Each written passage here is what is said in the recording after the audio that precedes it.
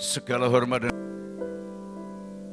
kami aturkan kepada Bapa di surga, Allah yang kami sembah di dalam nama Tuhan Yesus Kristus. Engkaulah Allah kami, Juru Selamat kami. Kau datang ke dalam dunia karena kasih-Mu yang luar biasa terhadap orang berdosa. Kamilah yang mendapat belas kasihan Allah. Kami yang dosanya besar, tetapi Tuhan berkenan menghapuskannya. Biarlah Bapa, kami tetap setia kepadamu menghadapi virus corona yang mendunia. Terjadi sesuatu yang luar biasa, apakah kami harus takut? Yang takut itu orang berdosa. Tapi kalau kami hidup dalam kekudusan-Mu, ketakutan itu akan hilang. Oleh sebab itu, ajarkan kami mengejar kekudusan, supaya kami memandang Allah. Berfirmanlah malam hari ini untuk jemaat-Mu yang beribadah di rumah. Berkati ya Tuhan mereka sekalian, berikan pengertian tentang firman yang kami sampaikan. Terima kasih, firman-Mu kami sambut dalam nama Tuhan Yesus Kristus. Haleluya. Amin. Saya ucapkan selamat malam, shalom. Shalom. Puji Tuhan oleh kebaikan dan kemurahan-Nya. Sudah hampir 1 bulan kita tidak ibadah bersama di tempat ini, tapi ini ibadah rumah yang kiranya semua terjangkau lewat firman Allah yang akan kami sampaikan lewat streaming ini. Mari kita melanjutkan studi kita dalam surat 2 Timotius pasal 2 ayat 14 dan 15.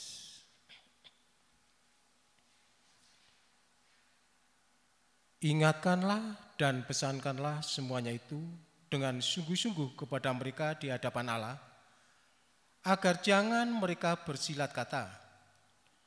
Karena hal itu sama sekali tidak berguna, malah mengacaukan orang yang mendengarnya. Iya, ingatkanlah kepada orang yang menyampaikan firman dengan silat kata, karena itu akan jadi tidak berguna. Jadi ada pemberitaan firman dengan silat kata, silap lidah, tidak jujur, hanya menggunakan ilmu pengetahuannya, bukan dari kebenaran firman. Teruskan. Usahakanlah supaya engkau layak di hadapan Allah sebagai seorang pekerja yang tidak usah malu, yang berterus terang memberitakan perkataan kebenaran itu. Ya, ini Rasul Paulus mendidik muridnya atau pengerjanya Timotius supaya tidak terjebak dengan ajaran yang bersilat kata. Mungkin hanya enak didengar, tetapi tidak mencapai kepada fakta, karena firman itu adalah Sang Pencipta. Tidak terwujud dalam satu fakta oleh ciptaan firman. Nah, di sini Paulus menegaskan kepada Timotius supaya layak di hadapan Allah itu harus sebagai seorang pekerja yang tidak usah malu. Tidak perlu malu disalahkan orang, tidak disetujui, tidak malu dikatakan dalam ajaran yang benar itu mungkin minoritas atau sedikit, tapi ajaran silat kata itu mungkin yang mayoritas, pengikutnya banyak lah ini. Paulus mengajar kepada Timotius, tidak usah malu. Karena pengajaran yang benar itu, pengajaran firman Allah itu mendatangkan satu keberhasilan. Semua yang ada dalam dunia diciptakan oleh firman. Tapi oleh karena dosa manusia, semua yang ada dalam dunia ini dikuasai oleh si jahat ini. Ini yang akan memutarbalikkan kebenaran firman. Sejarah manusia jatuh dalam dosa karena tertipu oleh muslihat iblis. Ini tentu akan diulang. Tipu muslihat itu kepada Hawa, bukan kepada Adam. Hawa yang kurang paham firman Allah akan mudah tergoda. Sama. Pemberita firman, penerima firman yang dihasilkan dari silat kata, tidak paham firman, ini akan mudah terjerumus kepada tipu muslihat daripada iblis. Banyak orang merasa hebat, mungkin karena pendidikan, karena keberhasilan, karena apa. Hingga firman ini diputar balik. Seperti ketika menggoyahkan pengertian Hawa, hingga Hawa tergoda dan jatuh ke perangkap si iblis. Ini bisa terulang. Walaupun firman itu sudah menjadi manusia, menjadi daging, sudah nyata. Berita itu kebenaran. Berita itu benar yang akan mengembalikan derajat manusia yang sudah hancur oleh karena dosa ini, supaya kembali kepada rencana Allah dicipta menurut gambar dan rupa Allah.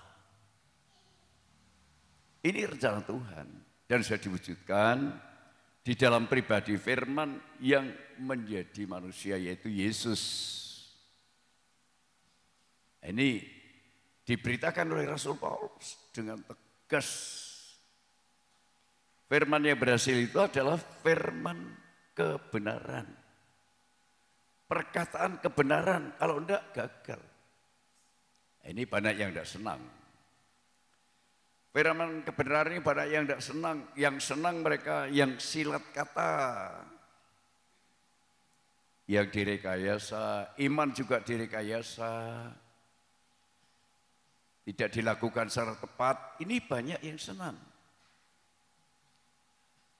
Ketika Yesus menyampaikan firman Allah, firman yang benar itu keras. Tidak asal. Tapi kalau silat kata itu, yang penting orang senang.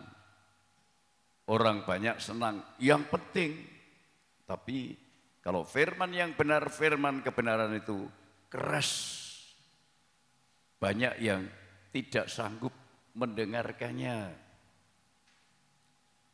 Kita lihat ya, di dalam Yohanes 6, ayat 60 sampai 66. Yohanes 6 ayat 60 sampai 66.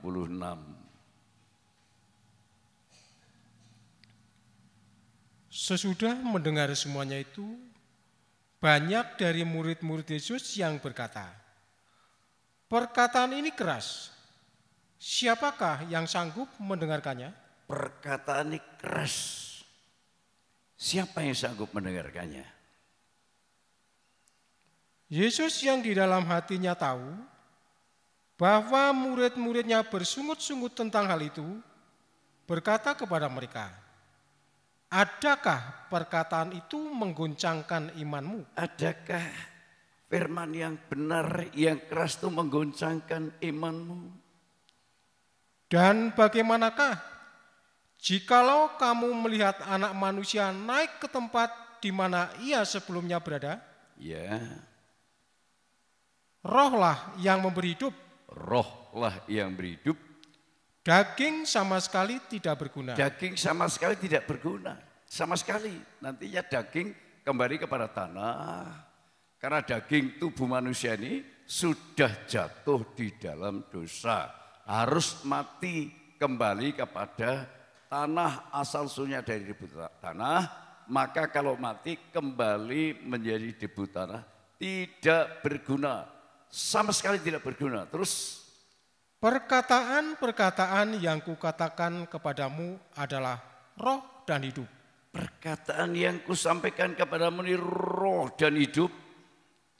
Tetapi di antaramu ada yang tidak percaya. Ya. Sebab Yesus tahu dari semula siapa yang tidak percaya dan siapa yang akan menyerahkan dia. Ya, dia tahu.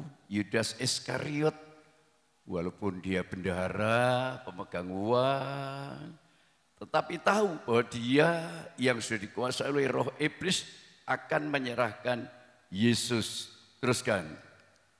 Lalu ia berkata, sebab itu telah kukatakan kepadamu, tidak ada seorang pun dapat datang kepadaku kalau Bapa tidak mengaruniakannya kepadanya. Tidak gampang. Kita bisa percaya menjadi orang Kristen, menghadapi masalah apa saja, kalau bisa tetap di dalam dia itu kasih karunia dari Bapa. Bukan kekuatan kita. Walaupun tidak ibadah di gereja, tapi ibadah di rumah dan lain sebagainya, karena hebatnya virus corona ini tidak masalah. Terus kan? Mulai dari waktu itu, banyak murid-muridnya mengundurkan diri dan tidak lagi mengikut dia. Nah, ini fakta. Jadi memang banyak yang dipanggil, nanti sedikit yang dipilih. Corona ini dahsyat. Dahsyat. Memang mengguncangkan dunia, mengguncangkan iman. Amerika mengatakan sepekan depan ini akan terjadi apa? Lebih ganas, lebih hebat, lebih dahsyat. Negara adidaya, negara mayoritas Kristen. Tetapi kemungkinan tadinya tidak suka mendengar firman kebenaran yang keras. Sukanya adalah firman yang bersilat kata. Diorate, ini tidak benar, aku tidak cocok, yang cocok seperti ini, kalau yang ini, wah, tidak bisa. Sekarang diuji iman orang Kristen. Ada kita tetap di dalam dia. Dia yang benar, dia yang hidup, dia yang kekal. Diteruskan bahwa Tuhan bertanya kepada muridnya, ke-12 muridnya, apakah kamu tidak akan ikut mundur seperti mereka? Ini, mari ayat 67 sampai 69 dibaca. Maka kata Yesus kepada ke-12 muridnya, apakah kamu tidak mau pergi juga? Jawab Simon Petrus kepadanya, Tuhan, kepada siapakah kami akan pergi? Perkataanmu adalah perkataan hidup yang kekal.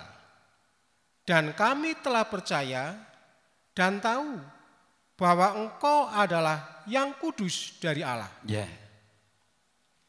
Kalau tidak paham firman kebenaran, cukup Pak saja. Kalau tidak paham firman kebenaran, ada goncangan, mungkin menyeret orang-orang terkemuka dalam agama, mungkin menyeret orang-orang kaya yang beragama Kristen, mereka tergoncang. Tapi Yesus bertanya,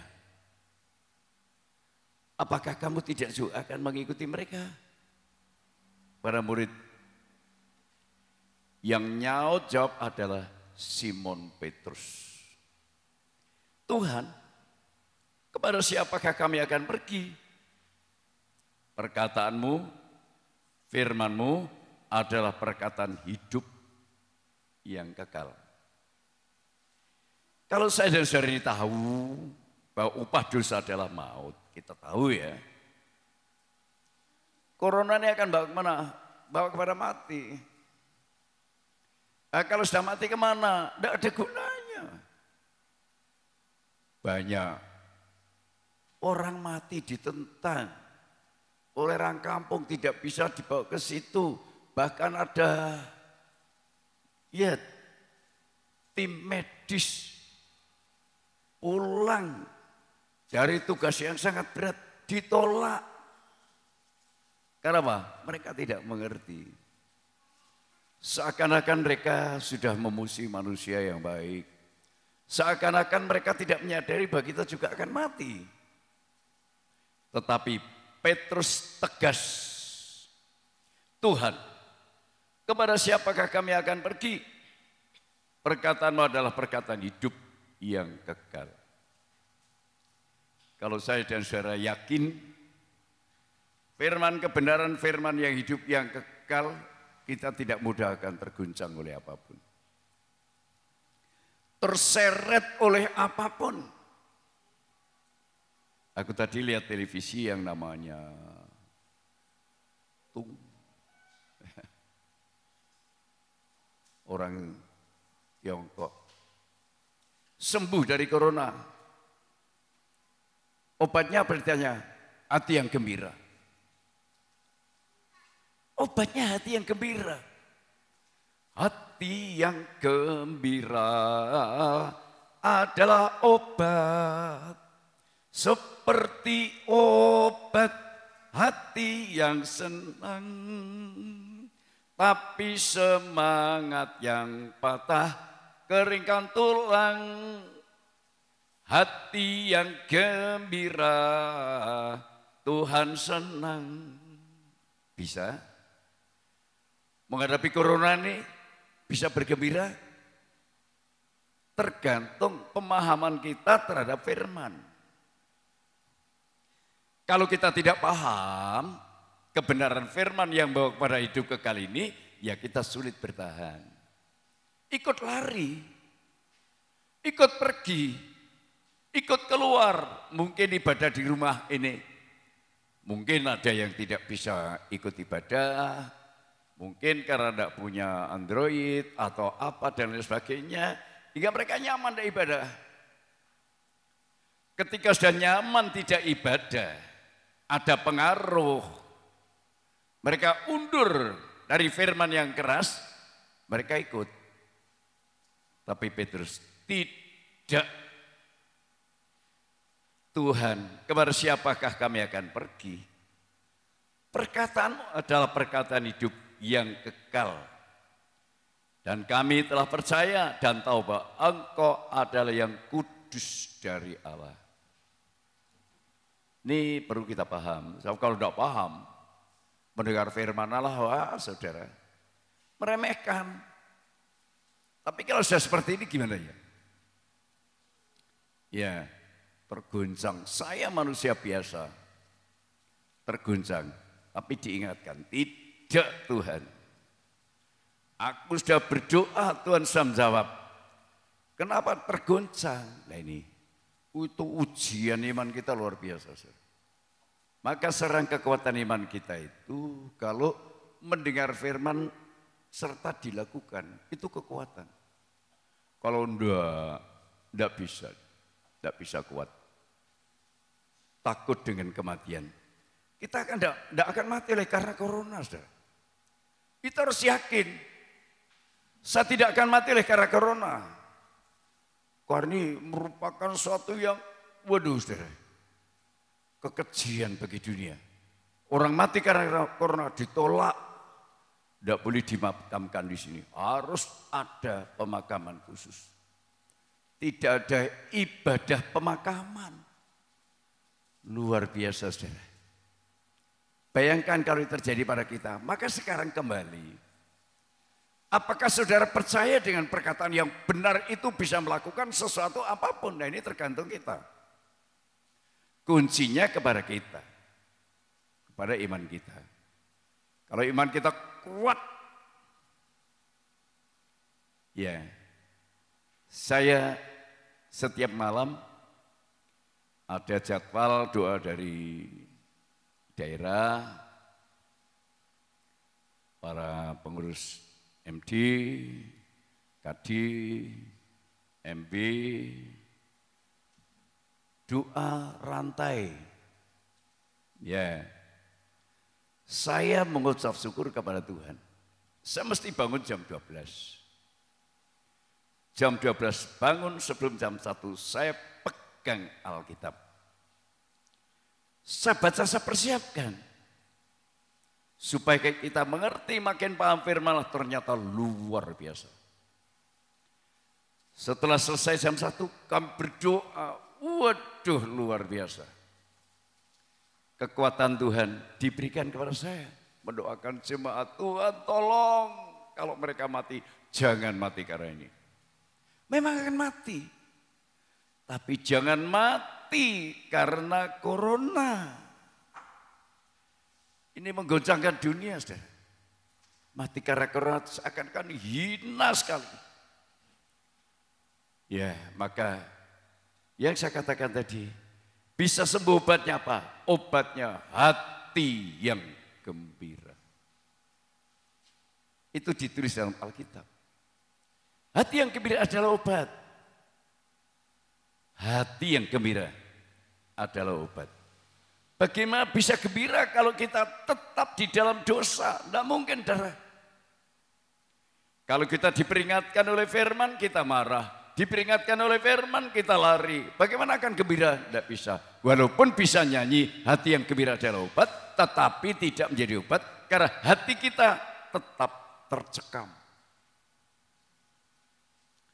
Hati yang gembira itu yang meyakini dosaku dihapus oleh Tuhan.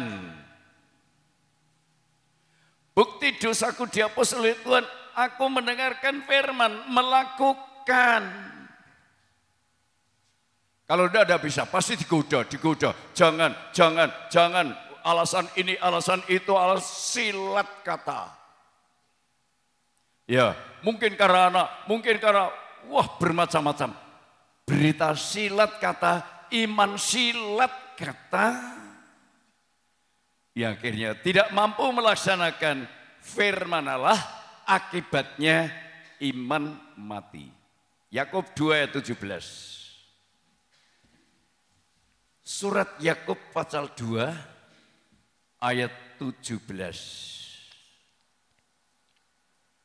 Demikian juga halnya dengan iman. Jika iman itu tidak disertai perbuatan, maka iman itu pada hakikatnya adalah mati. Pada hakikatnya mati. Iman yang mati ini tidak bisa menyelesaikan atau menghilangkan dosa, tidak bisa. Bukti tidak bisa menghapus dosa, kita selalu bersilat kata dengan firman. Tidak seperti perwira yang membuat ilustrasi imannya. Aku seorang bawahan tapi aku punya prajurit. Kalau aku berkata kepada bawahanku, pergi. Datang. Kerjakan, dikerjakan. Yesus kagum dengan iman. Aku tidak pernah menjumpai iman orang bangsa Israel seperti ini. Pulanglah, jadilah kehendak. Doa dijawab. Kita ingin berdoa dijawab, saudara. Untuk corona tidak menekan kita. Biar corona meliputi dunia ini biar, tapi jangan menekan pribadi kita. Karena pribadi kita adalah orang yang punya iman. Pergi, datang, kerjakan. Seorang perwira memiliki iman yang tangguh, yang hebat, luar biasa. Iman itu tujuannya adalah untuk tetap hidup. Karena kalau kita punya iman, mendengar dan melakukan, hidup. Tidak mati. Jadi boleh terjadi mendunia yang luar biasa, boleh. Tapi saya harus punya iman. Tidak bagi saya. Tidak. Ini contoh orang yang menghadapi mati, tapi tidak mati. Karena iman dan perbuatan. Kitab 1 Raja-Raja 17, ayat 13 dan 14. 1 Raja-Raja 17, ayat 13 dan 14. Tetapi Elia berkata kepadanya, "Janganlah takut, Janganlah takut, pulanglah, pulanglah, buatlah seperti yang kau katakan. Tetapi buatlah lebih dahulu bagiku sepotong roti bundar kecil daripadanya, dan bawalah kepadaku. Kemudian barulah kau buat bagimu dan bagi anakmu. Sebab beginilah firman Tuhan Allah Israel." Sebab beginilah firman Tuhan kebenaran. Firman kebenaran. Firman Tuhan Allah Israel. Terus. Tepung dalam tempayan itu tidak akan habis, dan minyak dalam buli-buli itu pun tidak akan berkurang, sampai pada waktu Tuhan memberi hujan ke atas muka bumi. Iya. Seorang janda punya anak kecil.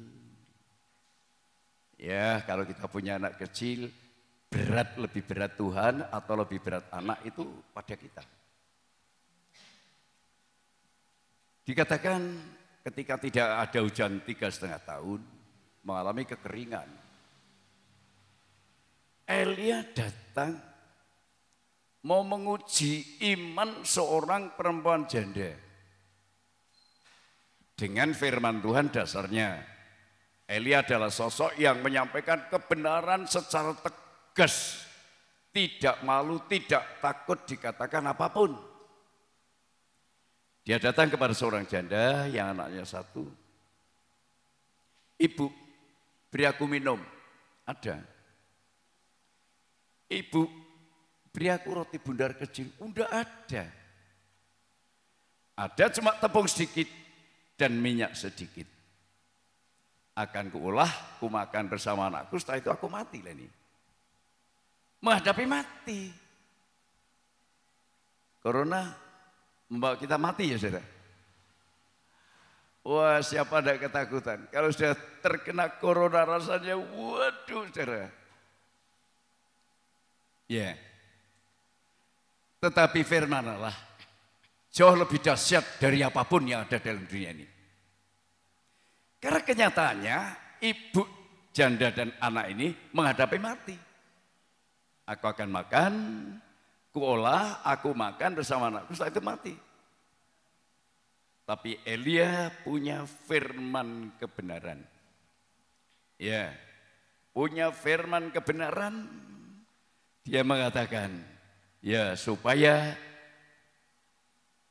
membuat lebih dahulu untuk aku, kata Elia. Buatlah lebih dahulu, bukan untuk kamu dan anakmu. Pekerjaan mengutamakan firman lebih daripada keluarga ini bukan gampang. Yang paling gampang, Tuhan adalah sisanya. Turahane. Kalau ada, kalau enggak, yang penting untuk anak, untuk aku, baru untuk Elia, tapi ini tidak, saudara. Dia membuat roti bundar kecil, diberikan kepada Elia, baru membuat. Jadi bukan dibuat semua dibagi, tidak. Bukan tepung dan minyak itu dibuat bersamaan terus dibagi 3, tidak. Dibuatkan bagi Elia lebih dahulu, baru dirinya dan anaknya. Seperti perempuan dia hanya yakin Tuhan benar, Tuhan benar, Tuhan benar, Tuhan benar. Dan setelah itu sisa tepung dibuat untuk dirinya dan anaknya. Dimakan, ada sisanya. Ada sisanya. Terus ini contoh iman yang hidup. Jadi tidak mati. Ayo kita yakin ya. Corona yang menggema di dunia ini. Italia, Amerika, satu hari katanya 1.000 yang mati. Menakutkan. Kenapa terjadi seperti itu? Ya, kenapa ini masa kekeringan 3,5 tahun, kematian kok tidak menimpa janda dan anaknya? Kenapa? Kenapa janda dan anak ini bisa hidup menghadapi kematian? Karena dia punya iman. Dia melakukan firman yang utama. Melakukan perintah yang utama. Kalau tidak, sudah saudara, tidak ada manusia yang hebat di dunia ini, tidak ada. Siapapun tidak ada yang hebat. Saya sama dengan saudara, tapi saya bisa sama dengan janda Sarfaat. Saya sama dengan manusia yang lain yang mati oleh karena dosa. Tapi saya bisa sama dengan janda yang berjalan menuju kepada kematian, tetapi dipelihara oleh Tuhan. Kayak apa ya? Kalau nanti kita menghadapi ini, ada satu keyakinan, Tuhan hebat, bedakan kami Tuhan. Bedakan kami. Engkau berkuasa. Tuhan berkuasa membunuh corona. Tuhan berkuasa untuk memberikan hidup kepada siapa yang dikehendaki, termasuk memberikan hidup kepada janda Sarfaat dan anaknya dan Elia. Jangankan jemaat, banyak pendeta dalam kegelisahan. Tidak ada makanan, tidak ada ibadah, dan lain sebagainya. Saya berkata kepada Pak Timotius, sampaikan pada Bu Panjang.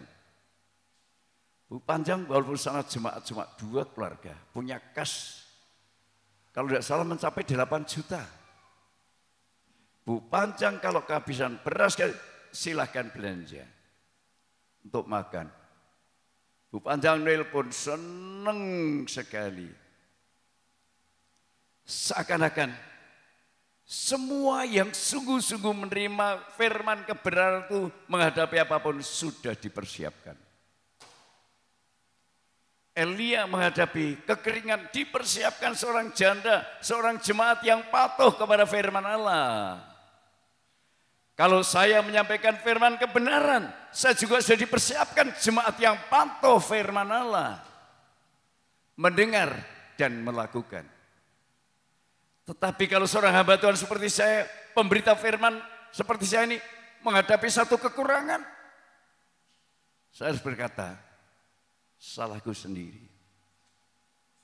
Aku menyampaikan firman dan silat kata, tidak tegas seperti Elia. Hai Ibu, buatkan aku dulu, baru kamu dan anakmu. Tidak tahu apa kata orang, tidak manusiawi, ini hamba Tuhan terlalu bermacam-macam dan lain sebagainya.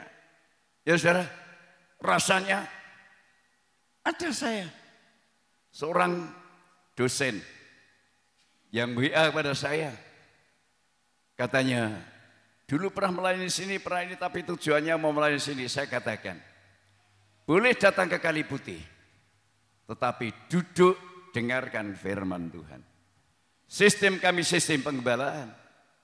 Yang tahu kebutuhan domba adalah seorang gembala. Kami bukan hanya setiap orang saya persilakan, tidak. Kami ada rasa tanggung jawab kepada Tuhan. Kalau firman ini benar dan tegas disampaikan,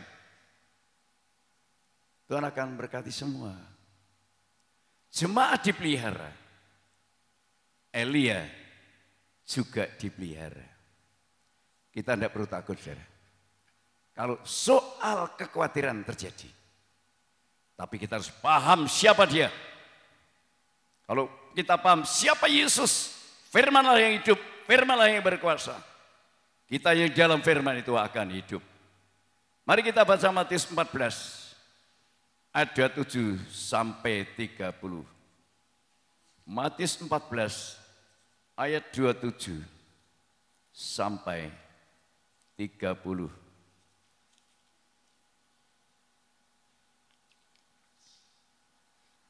Tetapi segera Yesus berkata kepada mereka, "Tenanglah, aku ini. Aku ini.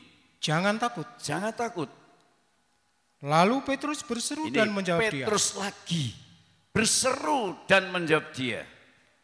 Tuhan, apabila engkau itu, suruhlah aku datang kepadamu berjalan di atas air. Ya. Kata Yesus, datanglah. Maka Petrus turun dari perahu dan berjalan di atas air mendapatkan Yesus. Ya. Tidak logis. Manusia bisa berjalan di atas air. Tidak logis. 30. Tetapi ketika dirasanya tiupan angin, takutlah ia dan mulai tenggelam, lalu berteriak, "Tuhan, tolonglah aku." Ya. Apa kita bisa berteriak, "Tuhan, tolonglah aku. Penyakit corona yang luar biasa ini, Tuhan, tolonglah aku, menggoncangkan imanku." Ditolong. Saudara. Syukur Pak Sarijo. Ini Petrus lagi yang belajar firman Allah dengan sungguh-sungguh. Dengan sungguh-sungguh memahami. Maka Petrus diangkat menjadi gembala dombanya Tuhan. Karena paham, siapakah aku ini menurut kata orang? Elia, Yeremia, Yohanes Pembaptis, atau salah satu nabi. Tapi kata kamu, siapa aku nih? Engkau adalah Mesias, anak Allah yang hidup. Luar biasa. Petrus orang yang paham firman Allah. Menghadapi masalah apapun ditolong. Kalau saya dan saudara bisa menerima firman Allah yang benar. Tidak dengan silat kata. Tidak suka berdalih. Tidak suka beralasan walaupun masuk akal. Menghadapi apapun. Saya pernah tergoncang. Tapi malam saya penuh sukacita luar biasa. Kenapa pagi tergoncang? Karena mendengar berita di televisi. Tapi saya katakan saya masuk gereja berdoa. Tidak Tuhan. Aku pasti ditolong Tuhan. Tolonglah aku. Kita akan menjerit saudara. Kita akan berteriak. Tuhan tolonglah aku. Tuhan bisa menolong kita. Tidak usah ada yang ketakutan, saya sudah berdoa untuk keluarga, untuk jemaat, bahkan aku berdoa untuk desa kami Kaliputih dan gereja-gereja seluruh Indonesia, bahkan dunia. Tuhan kalau mereka dalam kekhawatiran dan hampir tenggelam dalam kematian, seperti yang saya saksikan tadi, dia kembali ditolong hanya dengan hati yang senang. Adalah obat. Kalau kita sungguh-sungguh pada Tuhan, luar biasa Allah yang kita sembah, sungguh-sungguh ajaib. Kita bisa mengasihi Yesus. Mengasihi dengan sungguh-sungguh, tidak usah khawatir. Tidak usah takut. Mari kita menyanyikan. Mengasihi Yesus dengan segenap hati.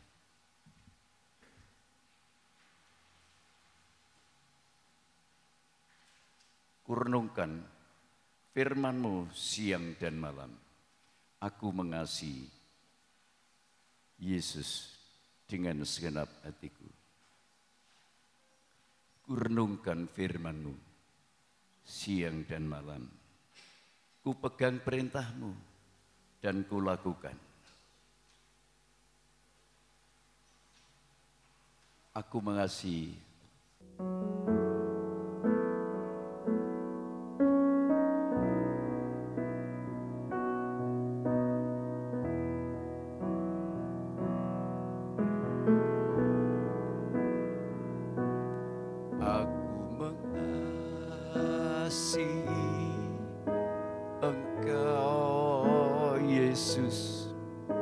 dengan segenap hatiku. Ayo saudara.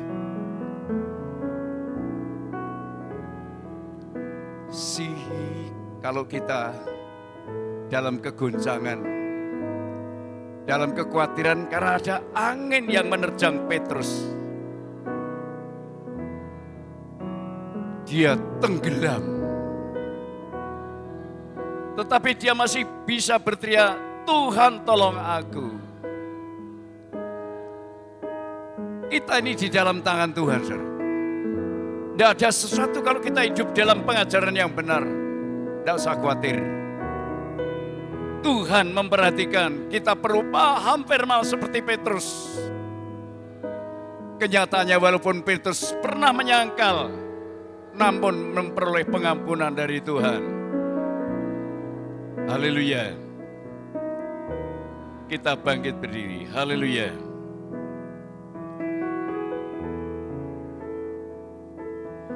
Aku mengasihi Engkau Yesus dengan segenap hatiku. Aku mengasihi Engkau Yesus dengan segenap jiwaku. Apakah benar kita mengasihi Tuhan dengan segenap hati? Tidak usah takut. Walaupun mungkin badai menerpa kita, tidak usah takut. Yesus tolong aku, Tuhan tolong aku. Dia akan turun menolong saja, saudara. Haleluya. Tahu ya Tuhan, tujuan hidupku hanyalah untuk menyenangkan hatimu. Engkau tahu ya Tuhan, Engkau tahu ya Tuhan, tujuan hidupku hanyalah untuk menyenangkan hatimu. Bapa yang di surga Allah yang maha besar, kami kagum dengan firman-Mu Tuhan. Kalau kami bisa memahami, apalah yang tidak bisa dikerjakan oleh Tuhan.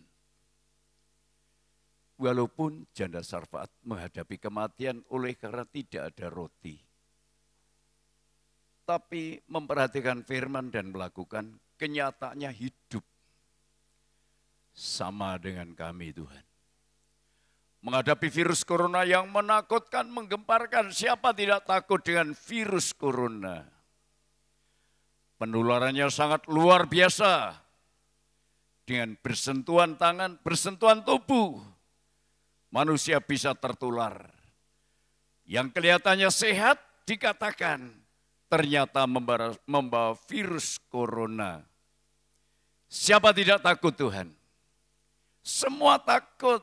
Nah, kalau itu dibiarkan, itu bagaikan angin badai yang besar menenggelamkan Petrus. Tapi sadar, dia tidak mau mati tenggelam Tuhan. Dia sadar, Yesus bisa menolong. Yesus, tolong aku. Tuhan menolong Petrus. Kalau Petrus pernah ditolong menghadapi maut, menghadapi ancaman kematian, kami pun jemaat-Mu di tempat ini, di Kalibuti ini. Tuhan, kalau bisa berteriak, Yesus tolong aku, maka Tuhan akan menolong kami semua. Tidak terkecuali, bedakanlah kami dengan bangsa lain yang tidak percaya kepada-Mu. Supaya dunia tahu bahwa orang yang sungguh-sungguh kepada Tuhan, menerima pengajaran yang keras, tetap memiliki janji hidup dari Tuhan. Terima kasih banyak Bapak. Berdoa untuk negara kami Indonesia. Berdoa untuk Bapak Presiden, Wakil Presiden, Bapak Menteri, Menteri Kesehatan, semua DPR, MPR kami doakan. Berikan keteguhan iman, keteguhan keyakinan, berikan hikmat mereka pemimpin kami harus kami hormati Tuhan. Apa yang mereka katakan kami harus belajar patuh. Dilarang Tuhan mengadakan kelompok bergerombol, kami belajar matuhi. Duduk harus jarak 2 meter, kami mematuhi Tuhan. Oleh sebab itu beri kesehatan Pak Jokowi, Pak Wakil Presiden. Berikan kesehatan bagi kami semua orang percaya, yang belum percaya. Harapan kami Tuhan, lewat jalan ini, Tuhan berkarya, bekerja, hingga nanti banyak orang yang percaya kepadamu, hingga diselamatkan. Terima kasih, ampunilah dosa, kesalahan, kekurangan, kelemahan kami sengaja ataupun tidak. Di dalam nama Tuhan Yesus Kristus kami berdoa. Haleluya. Amin. Saudara-saudaraku yang dikasihi Tuhan, pulanglah ke rumah masing-masing. Turunlah kiranya berkah demi sejahtera dari Allah Bapa, kasih sayang dan kemurahan Sang Putra dan persekutuan Allah Roh Kudus, menyertai, melindungi, menjaga, bahkan memberkati saudara. Sekarang ini, besok, bahkan sampai selama-lamanya, hingga hari Maranatha dalam nama Tuhan Yesus Kristus. Amin.